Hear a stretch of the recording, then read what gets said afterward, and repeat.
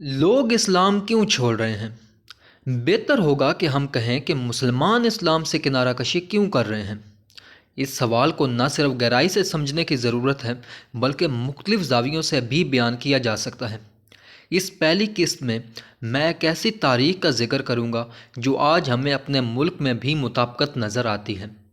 جہاں اسلام مختلف فرقوں، عقائد اور تصوراتی کہانیوں میں بٹا ہوا ہے، علماء مذہب کو اپنے مفادات کے لیے استعمال کرتے ہیں۔ پاکستان چونکہ اسلام کے نام پہ بنا، شروع دن سے ہی علماء سیاست پر حاوی نظر آنے لگے۔ پاکستان کے منظرنامے پر علماء اور مذہبی جماعتوں کے کردار کو سمجھنے سے پہلے ہمیں تاریخ سے علماء کی سیاست میں مداخلت کو سمجھنا پڑے گا۔ ایک ویڈیو مکمل تفصیل کے ساتھ اس موضوع کو سمجھنے میں مدد کرے گی کہ لوگ اسلام کو چھوڑ کر ملحد کی تعداد کیوں بڑھ رہی ہے۔ یہ ویڈیو وضاحت کرے گی کہ پاکستان کو ایک سیکولر ریاست بننا کیوں ضروری ہے تاکہ معاشی اور سیاسی معاملات میں موجودہ حالات کے تناظر میں فیصلہ کیا جائے۔ 70 کی دہائی کے بعد ہم دیکھتے ہیں جب سے انہیں عرب ممالک سے امداد ملنی شروع ہوئی، ان کا سیاسی کردار مذہبی کردار سے زیادہ اہم ہو گیا۔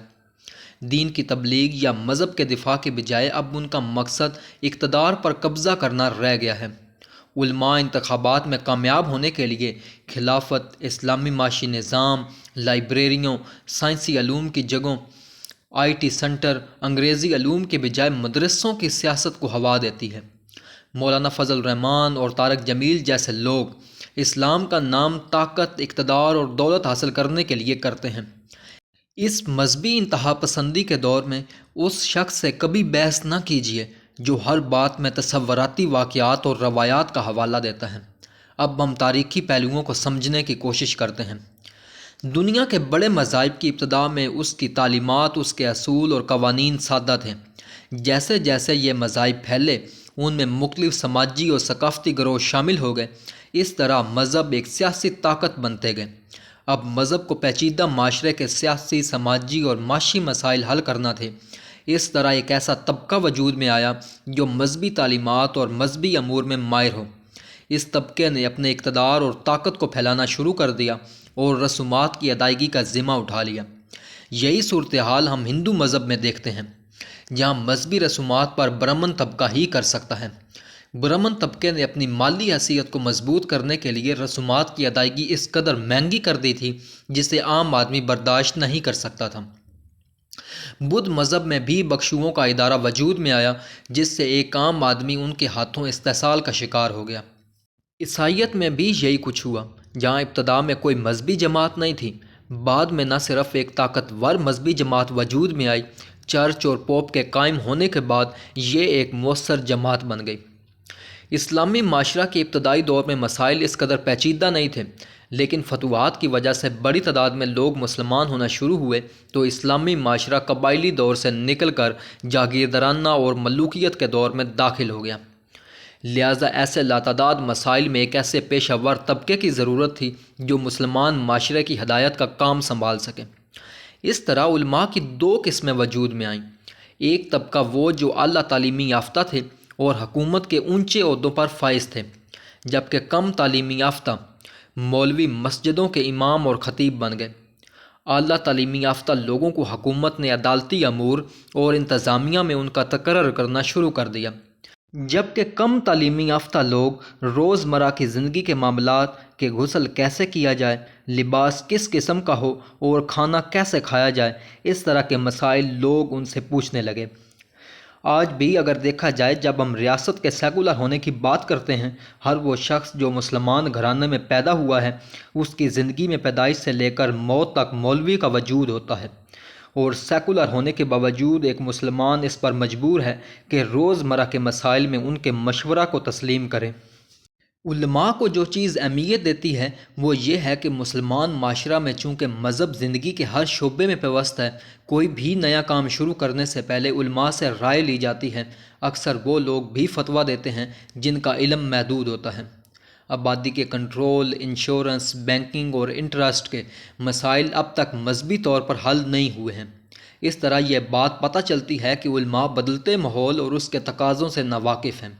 اسلامی تاریخ میں علماء اور حکمرانوں کے درمیان پہلا تصادم۔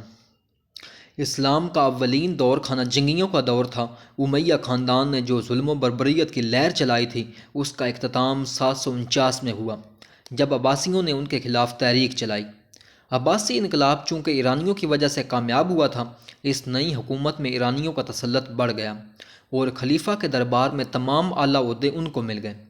اب عرب چونکہ اپنے سیاسی اقتدار سے ہاتھ دھو بیٹھے تھے، ان کی کوشش تھی کہ ایرانی نوکرشاہی اور دفتری لوگوں سے نجات حاصل کی جائے، اور علماء کا وہ طبقہ جو دنیاوی معاملات کو ترک کر کے مذہب میں سہارا لیے بیٹھا تھا، اس نے عربوں کے ساتھ مل کر اپنے اثر و رسوخ اور طاقت کو قائم کرنے کے لیے اس بات کی کوشش کی کہ خلیفہ کو شریعت کے تحت کر دیا جائے۔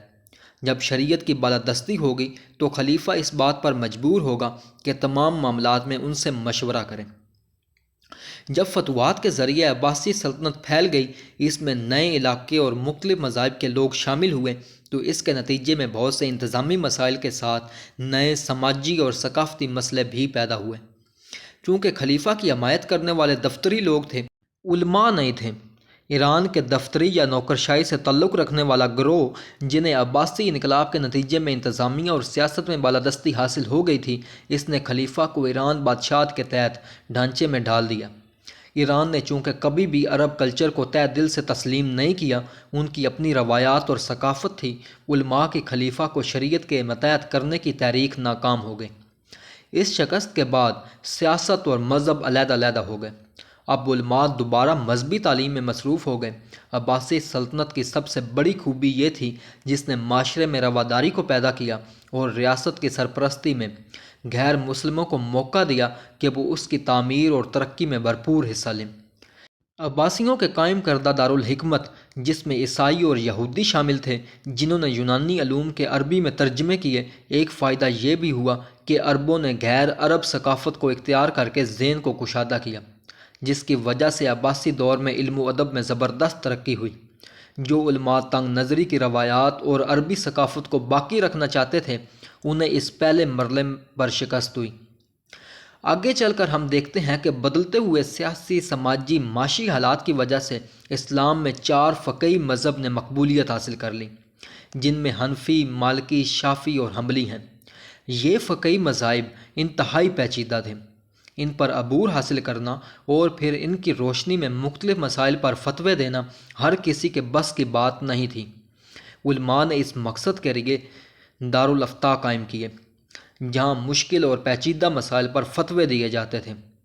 اس عمل نے مسلمان معاشرے میں ریاست اور مذہب کو علیحدہ کر دیا۔ ریاست ٹیکس وصول کرتی تھی، لوگوں کو انصاف اور قانون کی بالادستی قائم کر کے لوگوں کو تحفظ دیتی تھی، جبکہ علماء کا کام مذہب اور اپنے فرقے کی تبلیغ کرنا تھا۔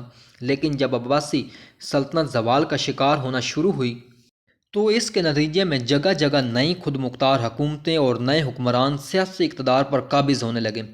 ان کے پاس فوج تو تھی، لیکن انہیں مذہبی سہارے کی بھی ضرورت تھی، جو لوگوں کو اس بات پر مطمئن کرے کہ خلافت سے علیحدگی، آزادی اور خود مختاری حاصل کرنے کی اصل وجہ مذہب کا تحفظ ہے۔ مذہب کا استعمال کر کے اقتدار حاصل کرنا کوئی نئی بات نہیں ہے۔ شاید آپ کو لگے کہ مولانا طاہر اشرفی، طارق جمیل، مفتی منیب واقعی اسلام اور پاکستان کی خدمت کر رہے ہیں۔ ہرگز نہیں، بلکہ یہ کرپٹ اشرافیہ، قبضہ مافیا، آرمی، بیوروکریسی اور غریب کسان اور مزدوروں کی محنت پر امیر ہونے والے سیاست دانوں کے اعلی کار ہیں۔ اس طرح ہم دیکھتے ہیں کہ صوبائی حکومتوں نے علماء کو ریاست کے ڈھانچے میں ضم کر لیا۔ انہیں خاص مذہبی و عدالتی عہدے مقرر کیے گئے، جن میں قاضی، مفتی اور صدر شامل تھے۔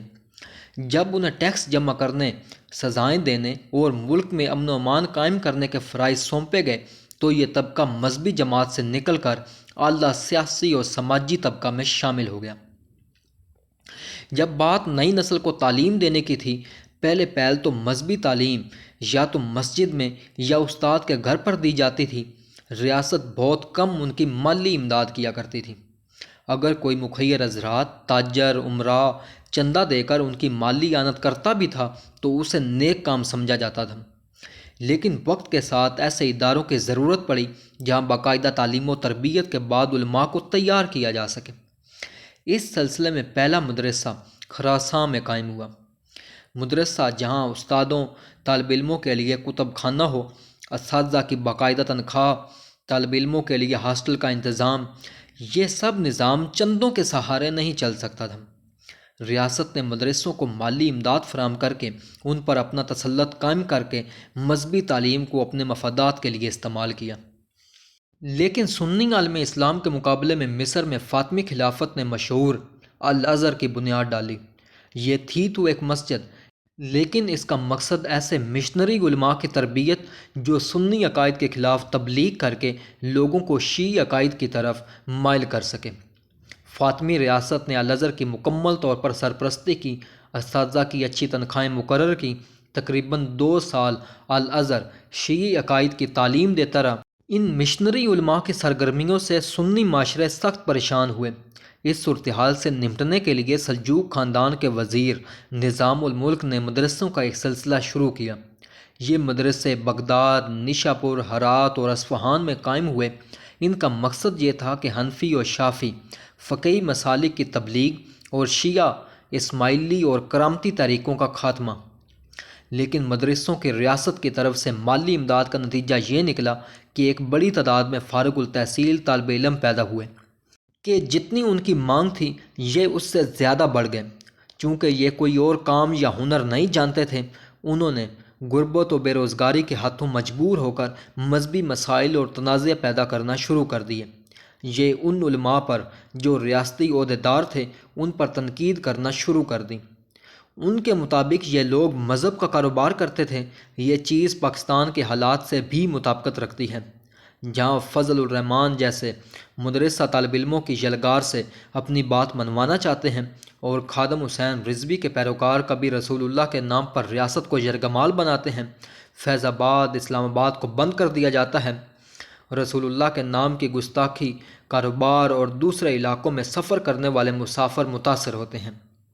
وہ اسلام کا نام لگا کر ڈنڈے کے زور پر بجلی، تیل، گیس کی قیمتیں کم کروانا چاہتے ہیں اور نتیجہ کچھ نہیں نکلتا۔ یہ انتشار صرف اپنے مفادات کے تحفظ کے لیے ہوتا ہے۔ اس طرح علماء نے مذہبی معاملات پر ان کے جذبات کو ابھارنا شروع کر دیا۔ اس کے نتیجے میں مسلمانوں میں فرقہ واریت کی بنیادیں پڑ گئیں اور لوگ مذہبی بنیادوں پر ایک دوسرے سے نفرت کرنے لگے۔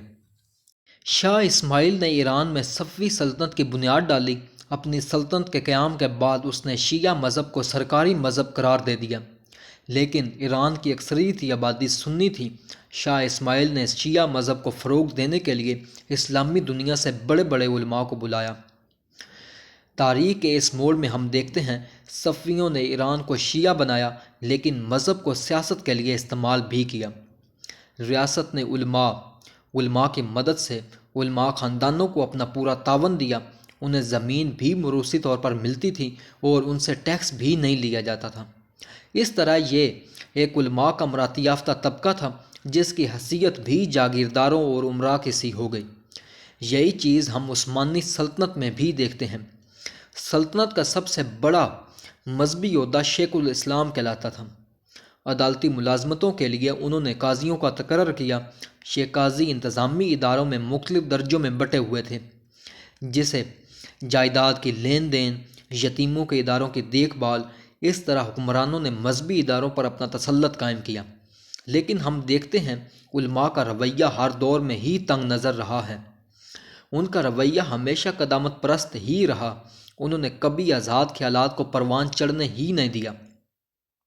آج ہم پاکستان میں دیکھیں تو پچھلے دنوں ڈاکٹر ذاکر نائک کو سرکاری دورے پر مدعو کرنا ایک بہت ہی حیرت انگیز بات لگتی ہے۔ ریاست کو کسی مذہب کی تبلیغ نہیں کرنی چاہیے۔ آپ مذہبی لوگوں کے خیالات سنیے یا پڑھیے، وہ موجودہ دور سے مطابقت ہی نہیں رکھتے۔ وہ عورتوں کو تعلیم دینے کی بات ہو، بینکنگ نظام یا خلافت تحریک والے آج بھی اپنے تنگ نظر خیالات میں 7ویں صدی میں پھنسے ہوئے ہیں۔ عثمانی سلطنت میں بھی علماء نے کہا کہ کافی کے پینے اور تمباکو کے استعمال کو ریاست غیر اسلامی قرار دے۔ ترکی میں چھاپے خانے کے قیام کے بعد شیخ الاسلام نے فتویٰ دیا کہ پریس میں قرآن شریف نہیں چھپے گا، بلکہ دوسرا ادب چھاپنے کی اجازت ہوگی۔ ریاست کو سیکولر ہونا چاہیے جس میں ہر مذاہب کے لوگوں کے لیے ترقی کرنے کے برابر مواقع ہوں۔ بدقسمتی سے ہم مدرسوں سے فارغ التحصیل علماء کی ایک ایسی کھیپ تیار کر رہے ہیں جو پاکستانی معیشت کے لیے ایک بوجھ اور انتشار سے کم نہیں ہے۔ جب انہیں روزگار نہیں ملتا تو یہی لوگ دہشت گرد بنتے ہیں۔ اس کی وجہ ہے آرٹیفیشل انٹیلیجنس۔ آپ قرآن و حدیث اور کسی مسئلے کی صورت میں چیٹ جی پی ٹی سے رہنمائی لے سکتے ہیں۔ جس طرح عثمانی سلطنت کے زوال کی ایک وجہ علماء اور حکومت کے مفادات ایک ہو گئے اور انہوں نے متعدد طور پر نئے خیالات کو روکا، یہی چیز ہم پاکستان کے پس منظر میں بھی دیکھتے ہیں۔ کسی سے بھی دشمنی نکالنی ہو تو مذہب کے نام پر قتل کر دیا جاتا ہے۔ مذہب ایک ذاتی چیز ہے جسے کسی پر بھی زبردستی تھوپنے کی اجازت نہیں ہونی چاہیے۔ عہد مغلیہ کا تیسرا تاجدار، جو اپنے باپ ہمایوں کی وفات کے بعد صرف 14 سال کی عمر میں 1556 میں تخت نشین ہوا، اس وقت مخدوم الملک عبداللہ سلطان پوری اور صدر الصدور عبدالنبی سلطنت میں اہم علماء تھے، جو مذہبی امور کے ساتھ ساتھ سیاست میں بھی دخل اندازی کرتے تھے۔ صدر کا عہدہ انتظامیہ میں سب سے اہم اعلیٰ فقہی اور قانونی اتھارٹی لیے ہوا تھا۔ تمام عدالتی نظام، قاضی اور مفتی اس کے ماتحت تھے۔ یہ وقف کی زمینوں، جائیدادوں اور وظیفوں کا بھی انچارج تھا۔ اس سلسلے میں ہم دیکھتے ہیں کہ شیخ عبدالنبی مغل سلطنت میں اہم رکن تھے۔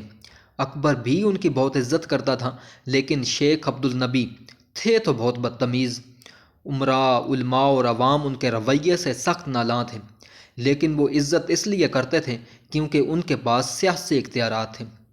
اور دوسرے بڑے عالم مخدوم الملک مذہبی معاملات میں اس قدر متشدد تھے کہ اپنے مذہبی مخالفوں کو اذیتیں دے کر مروا دیتے تھے۔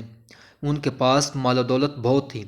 ان کی موت کے بعد ان کے گھر سے سونے کی اینٹیں اور 3 کروڑ روپے نقد ملے۔ اکبر کی علماء اور صوفیاء سے عقیدت اور محبت حد سے زیادہ بڑی ہوئی تھی۔ اکبر نے جب عبادت خانہ کی بنیاد رکھی، اس مقصد سے کہ علماء کو جمع کر کے مذہبی امور اور معاملات پر بحث و مباحثہ ہو، ان سے مذہب کے بارے میں سیکھا جائے۔ وہ سلیم چشتی کا اس قدر معتقد تھا کہ اپنے بیٹے سلیم کا نام ان کے نام پر رکھا، اور ان کی درگاہ کے قریب اس نے فتح پور سکری کی تعمیر کروائی۔ اکبر جب بھی کسی عالم کے علم، اس کے تقدس، پرہیزگاری اور کردار کے بارے میں سنتا تو اسے عبادت خانے میں آنے کی دعوت دیتا، لیکن علماء نے گفتگو کے دوران چیخنا، چلانا اور بدتمیزی کا مظاہرہ کرنا شروع کر دیا۔ اکبر یہ دیکھ کر بڑا مایوس ہوا۔ اس نے بددیونی سے کہا، اگر کوئی بدتمیزی کرے تو اسے عبادت خانے سے نکال دو۔ اکبر جو روایتی طور پر مذہب کا پابند تھا، جمعہ کی رات کو وہ مذہبی تنازعات کو سمجھنے میں گزارتا، لیکن اس نے جو بحث کے دوران علماء کا رویہ دیکھا، وہ ایک دوسرے کو کافر و مشرک کہنے لگے۔ سب سے بڑا ستم تو یہ تھا کہ مخدوم الملک اور شیخ عبدالنبی بھی ایک دوسرے کو کافر کہتے تھے۔ دیکھیے یہ دونوں کیسے ایک دوسرے کے خلاف زہر اگلتے تھے۔ مخدوم الملک نے کہا کہ شیخ کے پیچھے نماز پڑھنا جائز نہیں کیونکہ انہیں خونی بواسیر ہے۔ یہ رویہ دیکھ کر اکبر کے دل میں علماء کی عزت گھٹ گئی۔ اس کے بعد اکبر نے عبادت خانے میں دوسرے فرقوں اور مذہب کے لوگوں کو دعوت دی، جن میں ہندو، بدھ، جین، عیسائی، مجوسی اور کئی دوسرے مذاہب کے علماء شامل تھے۔ جب اکبر نے شیعہ نقطہ نظر سے اسلامی تاریخ کو سنا اور صحابہ کے اختلافات نے اس کے ایمان کو کمزور کر دیا۔ 1579 کا ایک اہم واقعہ جس نے اکبر کو بالکل ہی علماء کے خلاف کر دیا، جب متھرا کے قاضی نے یہ شکایت کی کہ ایک برہمن نے نہ صرف رسول اللہ کی شان میں گستاخی کی ہے بلکہ مسجد کے تعمیری مواد سے کچھ اٹھا لیا ہے، تو شیخ عبدالنبی نے برہمن کو سزائے موت دے کر قتل کروا دیا۔ اکبر یہ سمجھنے لگا تھا کہ علماء کا سلطنت کے معاملات میں دخل اندازی کرنا اس کی طبیعت کے خلاف ہے۔ ہندوستان جیسے ملک میں جہاں ہندوؤں کی اکثریت ہے اور وہ اس کے حامی ہیں، تو علماء کو اس بات کی قطعاً اجازت نہیں ہونی چاہیے کہ دوسرے مذاہب کے خلاف عمل کریں۔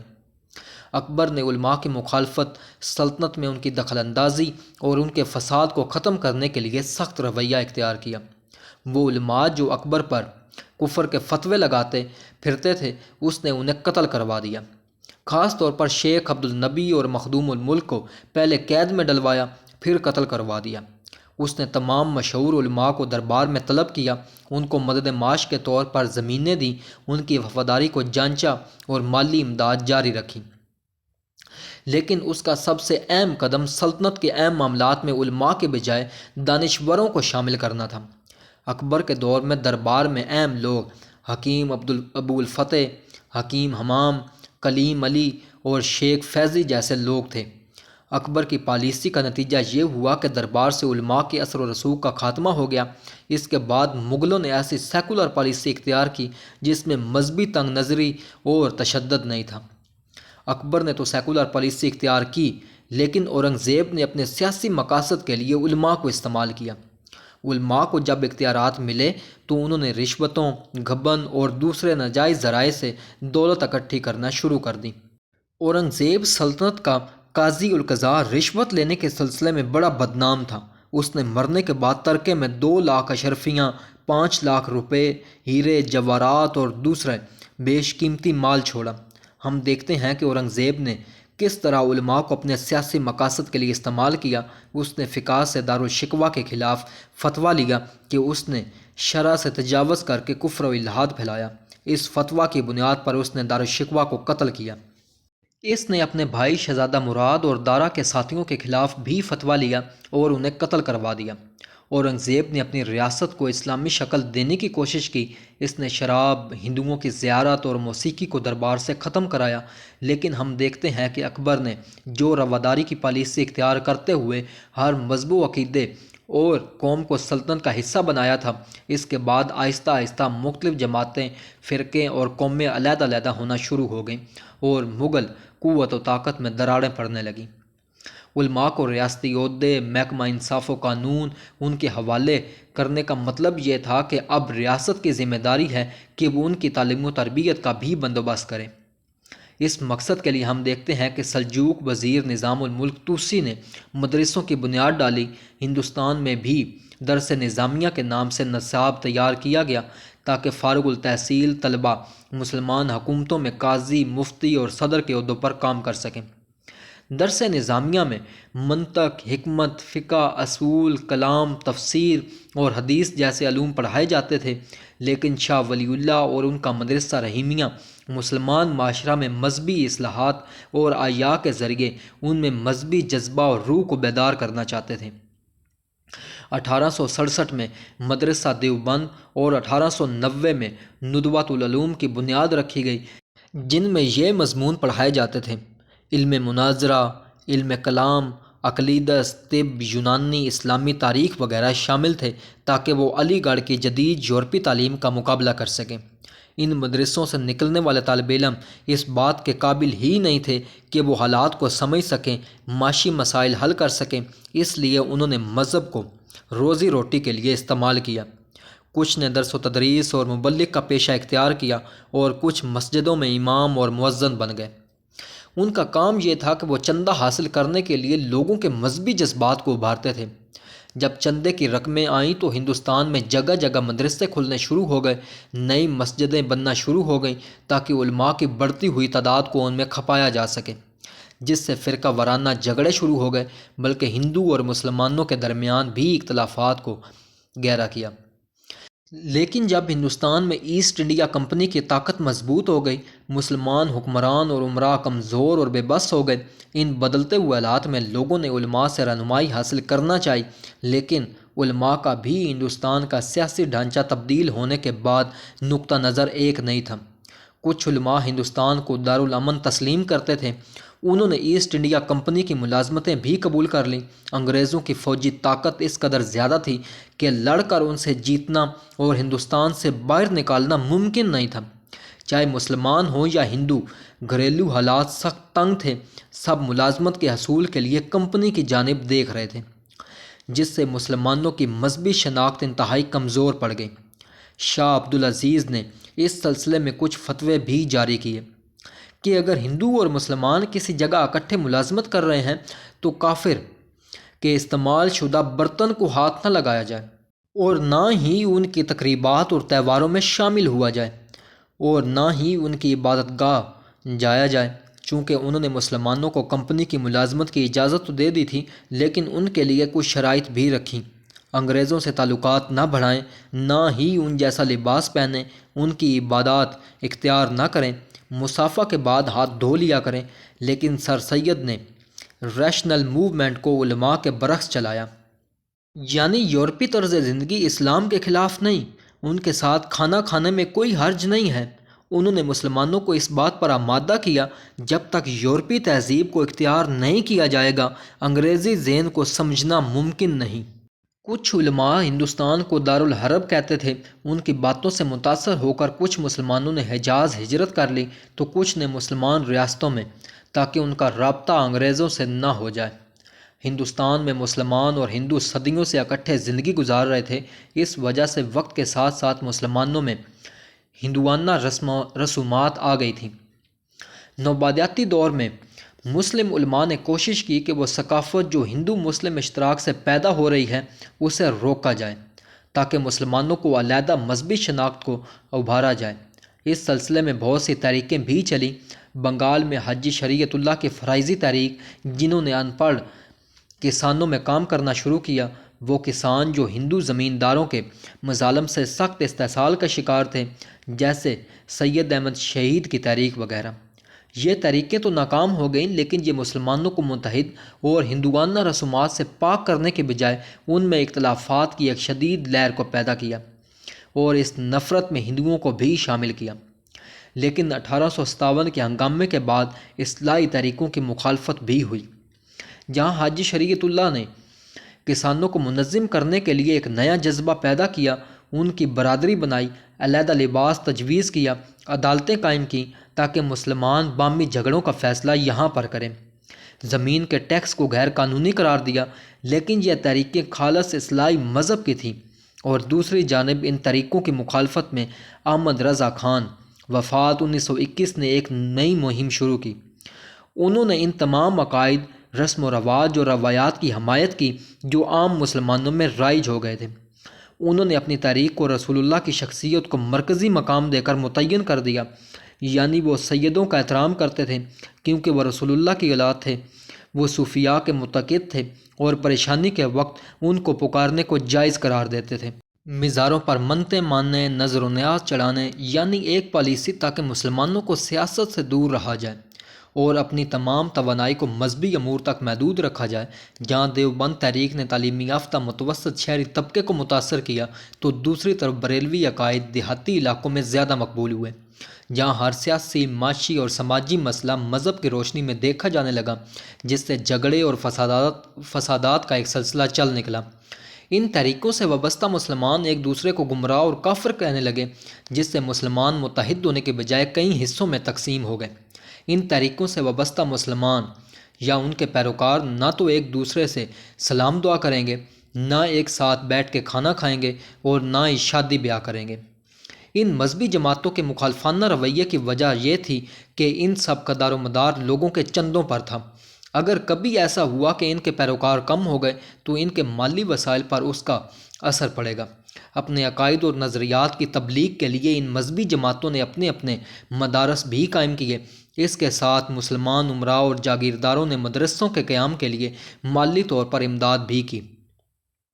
جب ہم نوبادیاتی دور میں سماجی مسائل دیکھتے ہیں تو ہمیں انگریز حکمرانی میں غربت، مفلسی، بھوک، صحت اور ناانصافیاں نظر آتی ہیں۔ علماء نے سب مسائل کے باوجود معاشرہ کے ڈھانچے کو اسی طرح برقرار رکھنے دیا اور ہر تبدیلی کی مخالفت کی۔ نوبادیاتی دور میں جب عیسائی مشنری جماعتیں تبلیغ کی غرض سے ہندوستان آئیں تو مسلمانوں نے ان سے تنظیمی امور کے بارے میں بہت کچھ سیکھا، یعنی اپنے مذہب کا دفاع کرنے کے لیے جماعتوں کی تنظیم اور ڈھانچہ ان مشنری جماعتوں کے مطابق ہی رکھیں۔ کسی بھی جماعت کے لیے یہ لازمی تھا کہ اس کا کوئی منشور ہو جو اس تنظیم کو قانونی شکل دے سکے۔ پھر ان جماعتوں کو چلانے کے لیے باقاعدہ عہدیدار ہوتے تھے۔ ان میں صدر، جنرل سیکرٹری، خزانچی اہم عہدے تھے اور یہ جماعتیں رجسٹر ہوتی تھیں۔ ان جماعتوں کو اپنے منشور پر عمل درآمد کے لیے ضروری تھا کہ وہ عوام سے اپیل کر کے چندہ جمع کریں۔ ان چندوں کے پیسوں سے انہوں نے اپنے لیے جائیدادیں خریدیں۔ چندوں کی وصولیابی نے خود ان کی مالی حالت کو بہتر بنایا۔ اس طرح جماعت کا آفس، مدرسہ کی تعمیر اور یتیم خانوں کا ایک سلسلہ وجود میں آ گیا۔ اس طرح پیشہ ور مذہبی جماعتوں نے رفاہی کاموں کو اپنے ذمے لے لیا۔ لیکن جب برصغیر میں سیاسی سرگرمیاں شروع ہوئیں تو علماء نے اس ضرورت کو محسوس کیا کہ وہ خود مذہبی تنظیموں تک محدود رکھنے کی بجائے سیاست میں بھی حصہ لیں۔ مولانا شبلی نعمانی نے ایک تقریر میں مسلمانوں کو آمادہ کرتے ہوئے کہا کہ مسلمان دور حکومت میں علماء نماز اور روزہ کے مسائل کے ساتھ ساتھ مقدمات کے فیصلے بھی سناتے تھے، مجرموں کو سزائیں بھی دیتے تھے، اور وہ اس لیے بھی سیاست میں حصہ لینا چاہتے تھے کیونکہ برطانوی دور حکومت سے پہلے جو ان کے اختیارات تھے اسے دوبارہ حاصل کریں۔ اس طرح علماء نے جو ایک جماعت بنائی، اس کا نام مرید الاسلام تھا، جس کا مقصد شریعت کا قیام اور مسلمانوں کی ترقی تھا۔ اس طرح 1907 میں شیعوں نے آل انڈیا شیعہ کانفرنس کے نام سے اپنی تنظیم کا اعلان کیا۔ مولانا آزاد، جن کا یہ ماننا تھا کہ ہندوستان میں مسلمان مذہب کے نام پر ہی متحد ہو سکتے ہیں، یعنی علماء باقاعدہ سیاست میں حصہ لیں، تنگ نظری، کم علمی اور تشدد کی پالیسی کو چھوڑ کر بدلتے ہوئے حالات اور نئے پیدا ہونے والے مسائل کو سمجھ سکیں۔ انہوں نے حزب اللہ کے نام سے ایک جماعت بنائی تاکہ علماء کو اس کے ذریعے تربیت دے کر بعمل بنایا جائے، اور ان مذہبی تنظیموں اور طریقوں کا اثر یہ ہوا کہ کانگریس اور مسلم لیگ دونوں میں علماء کی شمولیت ضروری ہو گئی تاکہ ان کے ذریعے مسلمانوں کی حمایت حاصل کی جائے۔ اس ویڈیو کے دوسرے حصے میں ہم قیام پاکستان سے پہلے سیاسی سرگرمیوں میں جو علماء کا کردار رہا اور پاکستان بننے کے بعد وہ کس طرح مذہب کو اپنے مفادات کے لیے استعمال کرتے ہیں، اور ریاست نے کس طرح پاکستان کو اسلامی ریاست کا نام دے کر کردار ادا کیا، اس کا ذکر کریں گے۔